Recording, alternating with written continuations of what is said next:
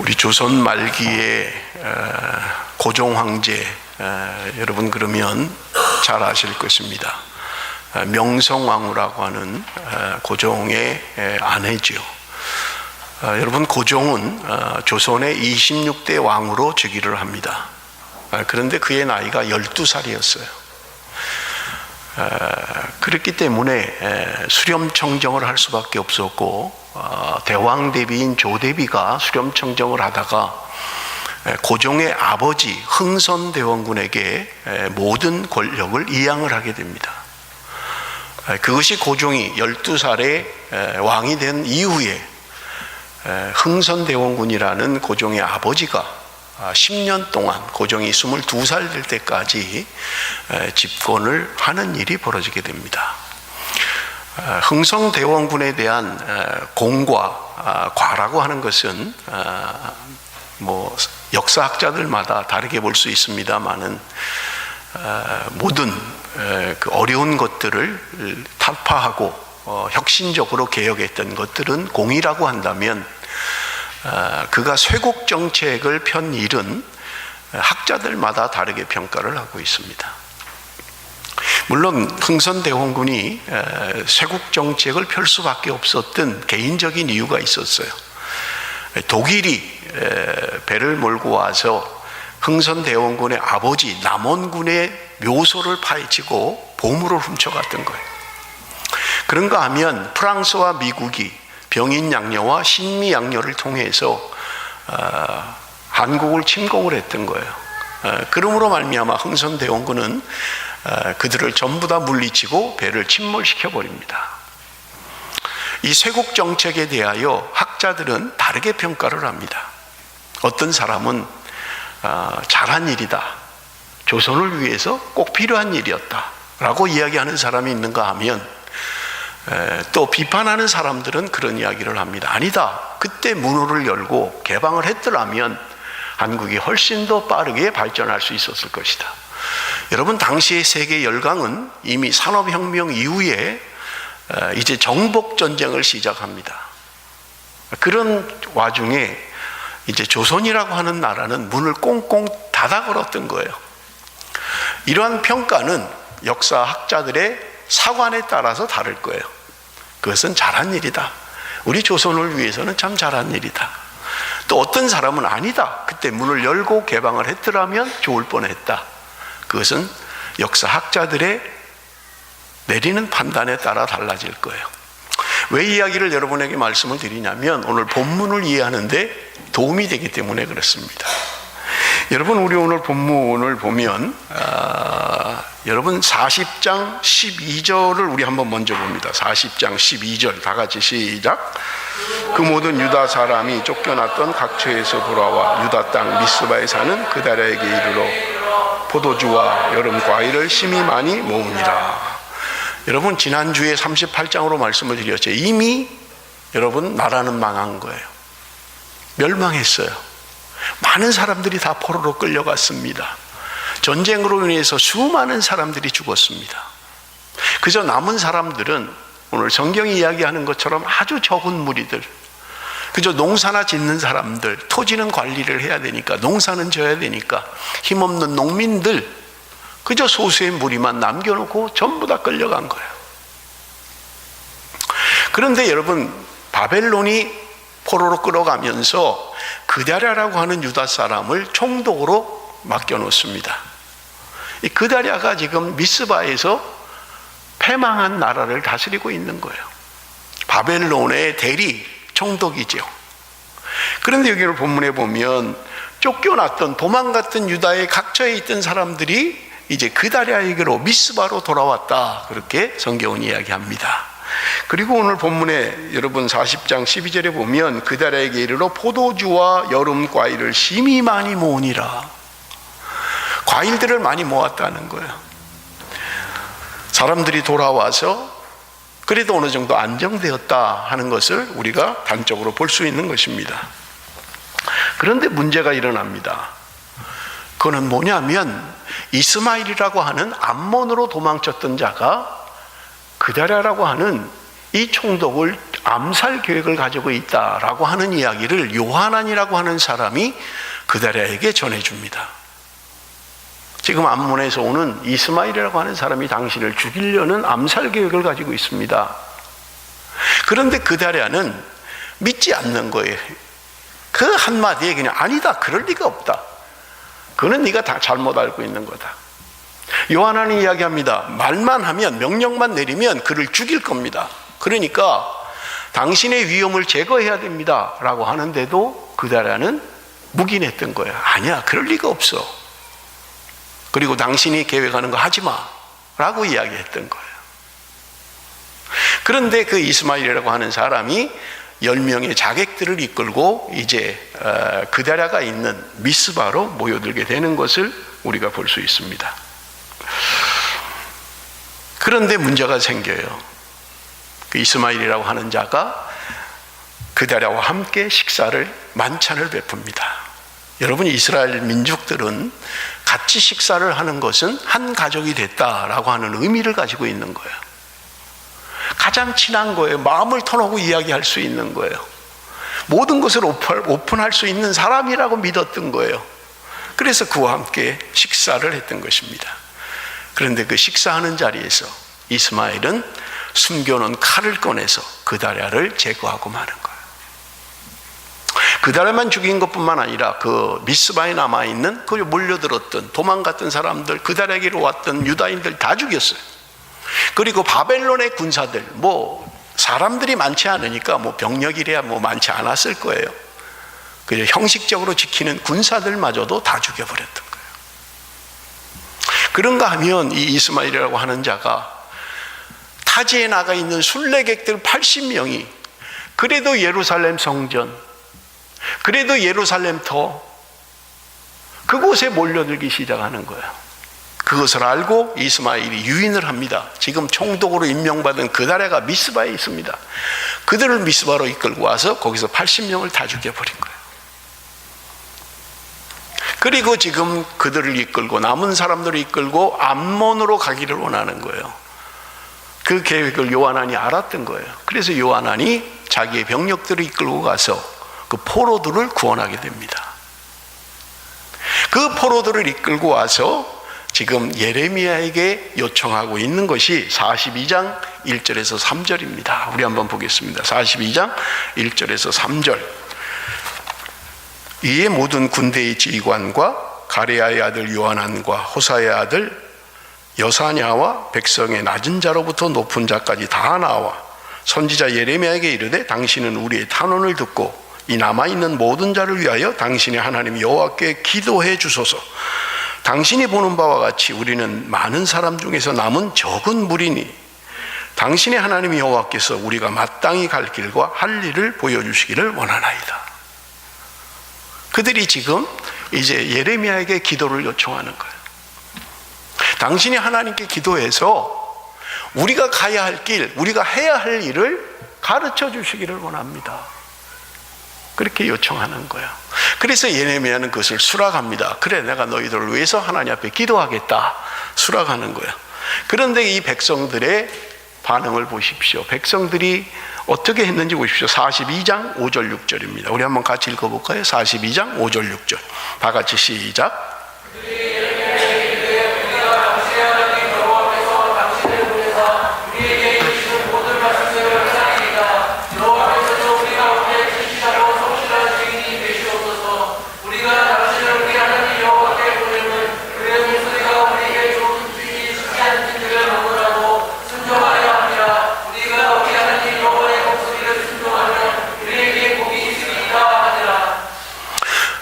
남아있는 그 백성들, 그저 찢기고 찢긴 사람들이에요. 그래서 서서 쳐서 죽이고 나라는 멸망했는데 마음이 하나 돼서 가도 어려운 상황에 그들은 죽이고 죽이는 거예요. 물론 자기 나름대로 목적이 있었을 것이고 이유가 있었을 것입니다. 그런데 그 남은 자들이 지금 예레미야에게 나온 거예요. 그리고 요청합니다. 우리를 위해서 기도해 주십시오. 그래서 우리가 가야 할 길이 어디인지, 우리가 해야 할 일이 무엇인지를 말씀해 주십시오. 그러면서 그들이 이야기하는 거예요. 당신의 하나님 여호와께서 당신을 보내사 우리에게 이르시는 모든 말씀대로 행할 것입니다. 하나님이 하시는 대로 우리가 할 겁니다. 그리고는 뭐라고 이야기를 해요? 그 하나님의 말씀이 우리에게 좋든지 좋지 않든지 막론하고 우리가 순종하겠습니다. 우리 하나님 여호와의 목소리를 순종하면 우리에게 복이 있으리이다 하니라. 저는 지간에 이 말씀을 묵상하면서 참 얼마나 감사하고 얼마나 다행스럽고, 그래도 나라가 멸망했지만 그 남아있는 소수의 무리들이 이제 정신 차렸구나, 이제 깨달았구나, 하나님이 이걸 원하시는 게 아닐까. 우리가 하나님의 말씀 하라는 대로 행할 것입니다. 그것이 우리에게 좋든지 나쁘든지 우리가 순종하겠습니다. 하나님의 말씀에 순종하는 게 복인지를 우리가 알고 있습니다. 얼마나 감사한 일이에요. 이런 깨달음 늦게라도 주신 게 얼마나 감사해요. 그저 말만 들어도 속이 시원하고, 드디어 남은 자들 몇 명 아니지만 그들이 말씀을 깨달았구나. 그래서 예레미야는 10일 동안 기도합니다. 그리고 그 백성에게 하나님의 말씀을 전합니다. 42장 10절 11절 우리 한번 같이 읽어봅니다. 다 같이 읽습니다. 시작. 너희가 이 땅에 눌러앉아 산다면 내가 너희를 세우고 헐지 아니하며 너희를 심고 뽑지 아니하리니 이는 내가 너희에게 내린 재난에 대하여 뜻을 돌이킵니다. 여호와의 말씀이니라. 너희는 너희가 두려워하는 바벨론의 왕을 겁내지 말라. 내가 너희와 함께 있어 너희를 구원하며 그의 손에서 너희를 건지리니 두려워하지 말라. 10일 동안 기도한 예레미야의 응답이에요. 그게 뭐예요? 너희들 여기 머물러 있으라는 거예요. 지금 나라가 망한 그 땅에 그냥 있으라는 거예요. 그러면 하나님이 뜻을 고치겠다는 거예요. 하나님의 뜻을 바꾸겠다는 거예요. 그리고 내가 너희들을 지킬 것이다. 함께 할 것이다. 너희들이 두려워하는 바벨론 왕 두려워하지 말라. 내가 너희와 함께 하겠다. 남아있는 자들이 원하는 게 도대체 뭐예요? 이 말씀 아니에요? 좋든지 안 좋든지 우리가 순종하겠습니다. 하나님 말씀대로 하겠습니다. 그래서 하나님이 너희들 여기 그냥 살아. 그러면 내가 너희들에게 내린 징벌의 계획을 바꿀 거야. 뜻을 바꿀 거야. 그리고 너희들 두려워하지 마. 바벨론 두려워할 거 없어. 내가 너희들과 함께 할 거야. 원하는 답 아니에요? 기다리던 답 아닌가요? 그런데 여러분 보세요. 그들이 무슨 반응을 하나 보십시오. 오늘 읽었던 본문 말씀 43장 우리 1절에서 3절입니다.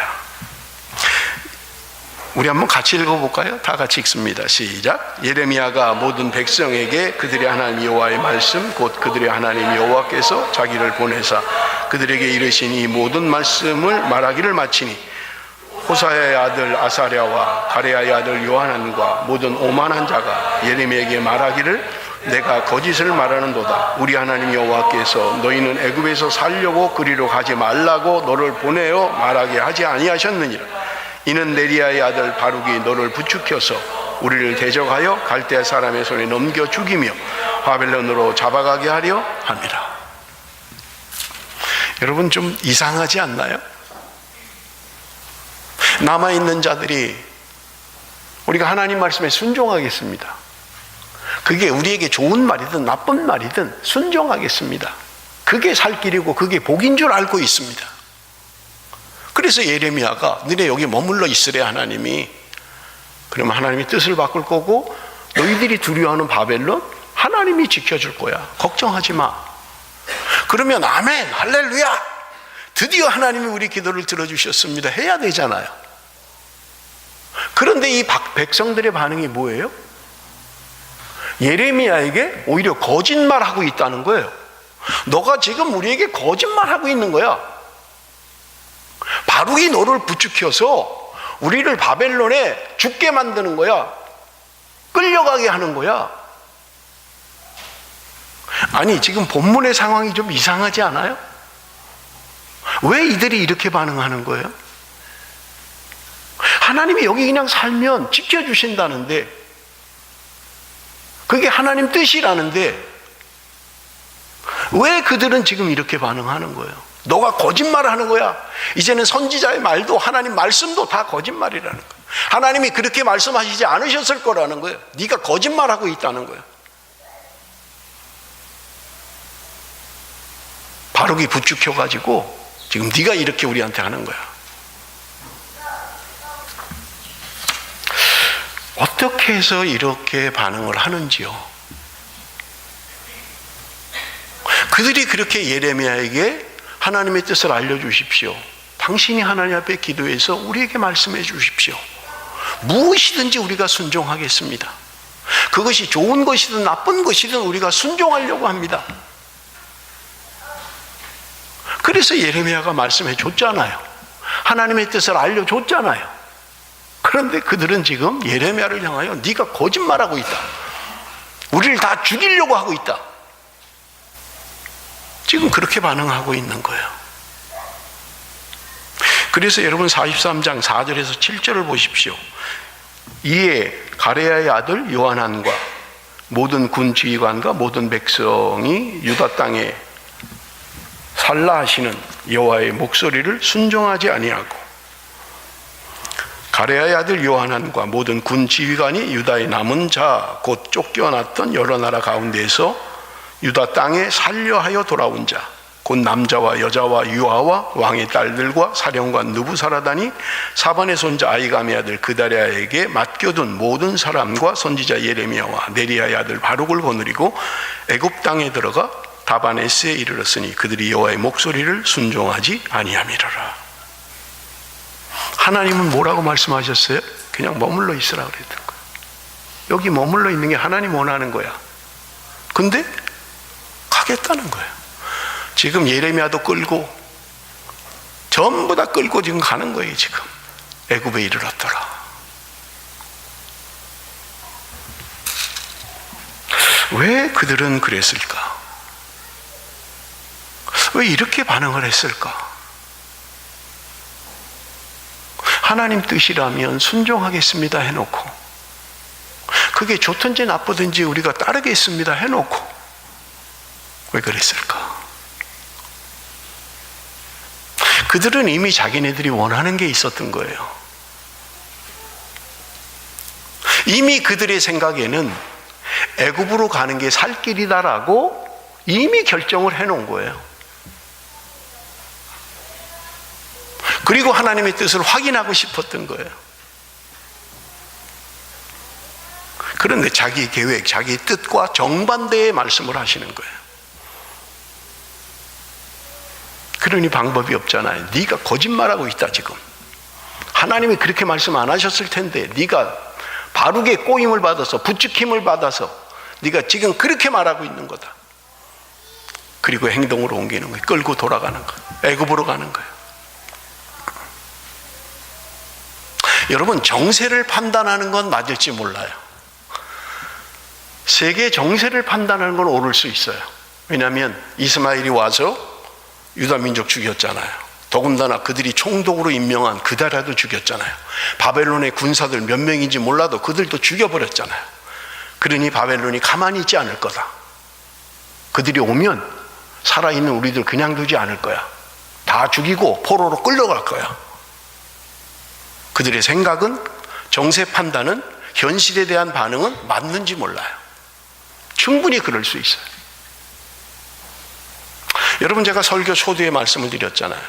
흥선대원군이 쇄국 정책을 펴는 게 맞느냐, 문호를 개방하는 게 맞느냐 하는 것은 역사학자들이 사관에 따라 달리 생각할 거예요. 여러분 그러나 오늘 그리스도인인 우리들은, 하나님의 백성인 우리들은 정세에 대한 판단이나 현실에 대한 감각이나 그게 중요한 게 아니잖아요. 하나님의 말씀이 무엇이라고 하고 있는지 그게 중요하잖아요. 그런데 그들은 이미 다 계획은 세워놓은 거예요. 이미 마음은 다 정했다고요. 애굽으로 가는 게 살 길이다. 다른 방법이 없다. 우리 여기 남아있으면 다 죽는다. 공감대가 형성됐을 거고요. 그걸 들은 민중들은 그렇지, 여기 있으면 우린 다 죽어. 하나님 중요하지 않아요. 하나님 말씀 중요하지 않아요. 만약에 정말 그들이 하나님의 말씀이 중요했다면 예레미야가 말하는 대로, 아니 자기들이 얘기했잖아요. 뭐든지 순종하겠습니다. 좋은 길이든 나쁜 길이든 하나님 말씀하시면 순종하겠습니다. 그것이 복받는 길인지를 우리가 압니다 라고 했잖아요. 그러면 살게 한다는데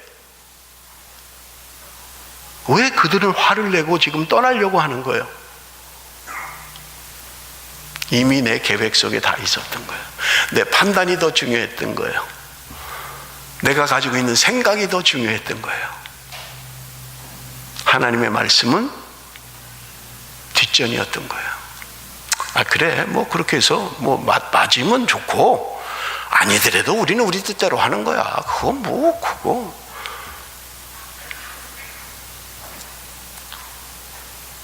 여러분, 저는 지난 한 주간 동안 예레미야 말씀을 묵상하면서 참 마음이 힘들었어요. 참 힘들었어요.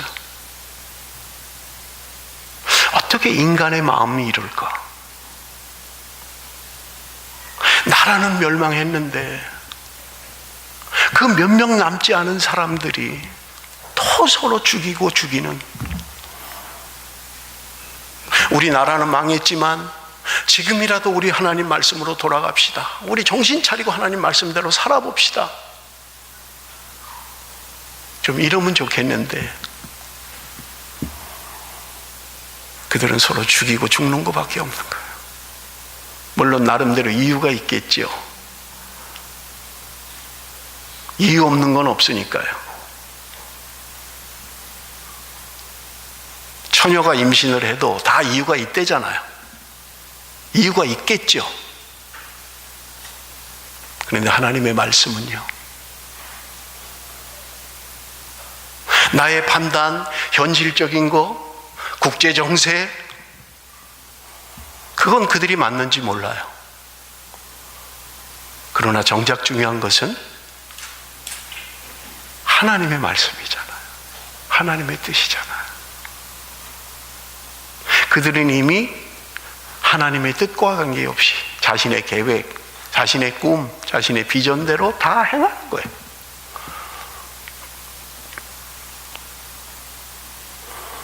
여러분, 예레미야 17장 9절에서 11절, 예레미야가 이미 이야기했던 말씀입니다. 우리 한번 같이 읽어봅니다. 예레미야 17장 9절에서 11절 다 같이 시작.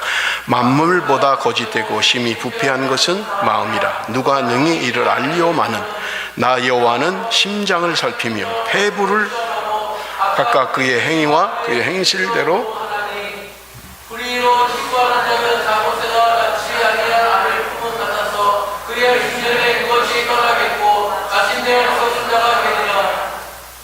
만물보다 거짓되고 심히 부패한 것은 마음이라. 그런데 그 다음에 뭐라고 했어요? 누가 능히 이를 알리오마는. 모른다는 거예요. 사람들이 사람의 마음을 모른다는 거예요. 인간의 마음이 얼마나 부패했는지 사람이 모른다는 거예요.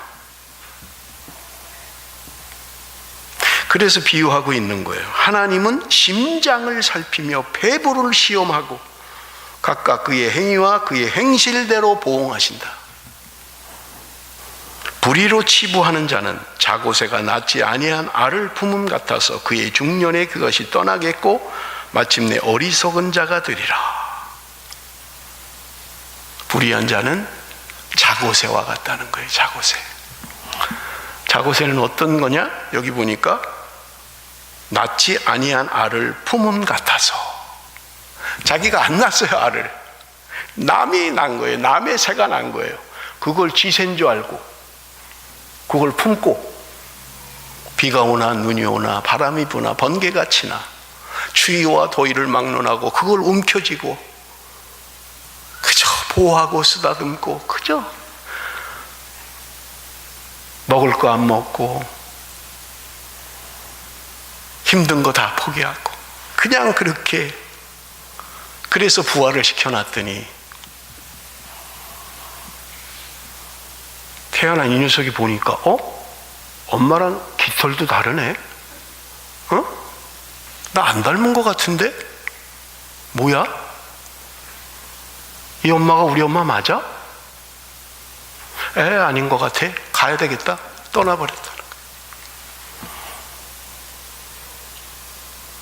그들이 자고새와 같이 이렇게 어리석다는 거예요. 내 새끼인 줄 알고 이거를 애지중지 보호하고 지키고 그냥 힘들고 굶고 하면서도 이 새끼가 혹시 어떻게 될까? 이 알이 혹시 어떻게 될까? 그래 놨더니 중년에 떠나버리고 말더라는 거예요. 어리석도다. 그들이 어리석다는 거예요. 내가 어리석더라고요. 내가 자고새더라고요. 인생이 어리석어요. 인간이 어리석어요. 내 자식 내 새끼인 줄 알고 그렇게 감쌌는데, 그렇게 보호했는데 그냥 떠나버리는 거예요. 사랑하는 성도 여러분, 내 인생은 혹시 이렇게 어리석지 않습니까? 그들의 결과가 무엇입니까? 11절에서 13절 우리 한번 같이 읽어봅니다. 11절에서 13절 다 같이 시작. 그가 와서 애굽 땅을 치고 죽일 자는 죽이고 사로잡을 자는 사로잡고 칼로 칠 자는 칼로 칠 것이라. 내가 애굽 신들의 신당들을 불사르리라. 느부갓네살이 그들을 불사르며 그들을 사로잡을 것이며 목자가 그의 몸에 옷을 두름같이 애굽 땅을 자기 몸에 두르고 평안히 그곳을 떠날 것이며 그가 또 애굽 땅 벳세메스의 석상들을 깨뜨리고 애굽 신들의 신당들을 불사르리라 하셨다 할지니라 하시니라. 그들의 결말입니다. 애굽 의지하고 애굽으로 갔는데 바벨론이 와서 애굽 땅을 치고 죽일 자는 죽이고 사로잡을 자는 사로잡고 칼로 칠 자는 칼로 칠 것이다. 무엇을 의지한단 말이에요? 무엇을 믿는단 말이에요? 힘 있는 자를 믿습니까? 나를 지켜줄 자를 믿습니까? 어리석도다. 네 인생은 자고새와 같다. 엉뚱한 거 품고 있구나. 말씀을 맺겠습니다. 예레미야 22장 21절. 내가 평안할 때 내가 내게 말하였으나 내 말이 나는 듣지 아니하리라 하였나니 내가 어려서부터 내 목소리를 청종하지 아니함이 내 습관이라. 여기 보세요. 내가 평안할 때에 내가 너에게 말했다는 거예요. 뭐 문제가 일어나고 막 폭풍우가 치고 힘든 일이 있고 그래서 말한 게 아니고 평안할 때 말했다는 거예요. 근데 안 듣는다는 거예요. 근데 안 듣겠다는 거예요. 무슨 어려움이 있어서 말한 게 아니라 평안할 때 말했는데 이렇게 살아야지, 말씀대로 살아야지, 그러면 안 되지, 평안할 때 얘기한 거예요. 아멘, 그렇게 하겠습니다 하면 되는데 그때도 안 하겠다는 거예요. 그래서 뭐라 그래요? 내가 어려서부터 내 목소리를 청종하지 아니함이 내 습관이라.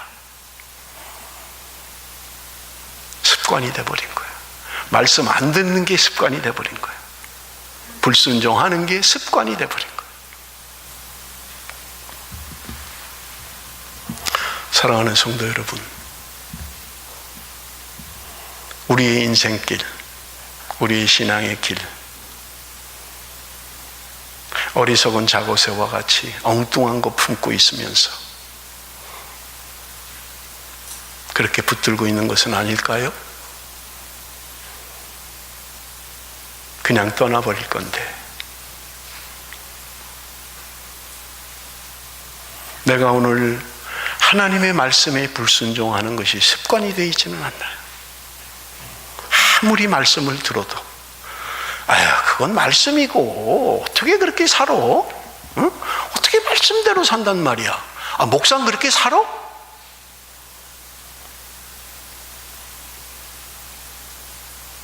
나름대로 이유와 할 말을 가지고 불순종하는 거예요. 어떻게 사람이 말씀대로 산단 말이야. 그렇게 살면 못 살지.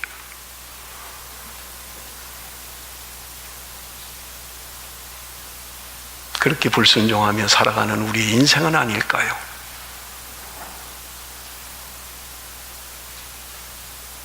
그 멸망지경에, 다 망한 거기에 몇 안 되는 그들이 또 치고받고 싸우면서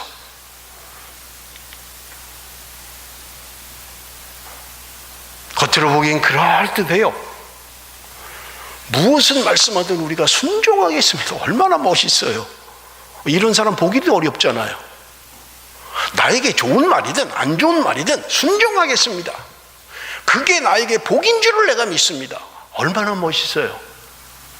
그런데 이해관계만 딱 걸리면, 조금만 내가 손해보는 것 같으면 언제 그랬느냐는 거예요. 내 갈 길, 내가 할 일 다 정해놓은 거예요. 우리에게 우리의 갈 길과 우리의 할 일을 말씀해 주십시오. 우리가 그대로 순종하겠습니다. 뭘 순종해? 순종하긴 이미 나는 내 계획 다 가지고 내 뜻대로 다 했는데. 사랑하는 성도 여러분, 하나님은 말씀하십니다. 지금이라도 돌아와라. 내가 출애굽한 그날부터 멸망하는 그날까지 수없이 선지자를 보내고 수없이 말씀했고 수없이 외치지 않았느냐? 너희들이 듣지 않았다. 여러분, 예레미야를 통해서 마지막 멸망의 그 순간마저도 하나님이 말씀하시잖아요. 지금이라도 돌아와라. 그럼 내 뜻을 바꾸겠다. 안 돌아오는 거예요. 안 돌아오는 거예요. 여러분, 이 말씀이 2500년 전에 그저 기록되어진 말씀이 아니라 오늘을 살아가는 저와 여러분에게 하시는 말씀이에요. 내 뜻대로 살아본들 소망이 없어요. 하나님의 말씀에 순종하고 하나님의 말씀대로 사는 것이 너희의 행복이다. 하나님은 우리가 행복하길 원하시는 거예요. 그 행복이 뭐냐? 말씀대로 사는 거예요. 여러분, 자꾸 곁길로 가지 마십시오. 바른 길을 선택하십시오. 가야 할 길이 아니면 가지 마십시오. 해야 할 일이 아니면 하지 마십시오. 모르시겠어요? 몰라서 그래요? 하나님의 말씀을 펴면 답이 있잖아요. 여기 힘들어도 어려워도 고난이 있어도 그 길을 가야 되는 거예요. 십자가를 지고 나를 따르라. 여러분, 나에게 십자가는 무엇입니까? 자식이 십자가입니까? 남편이 십자가입니까? 내 친구가 십자가입니까? 주님은 오늘도 저와 여러분에게 말씀하십니다.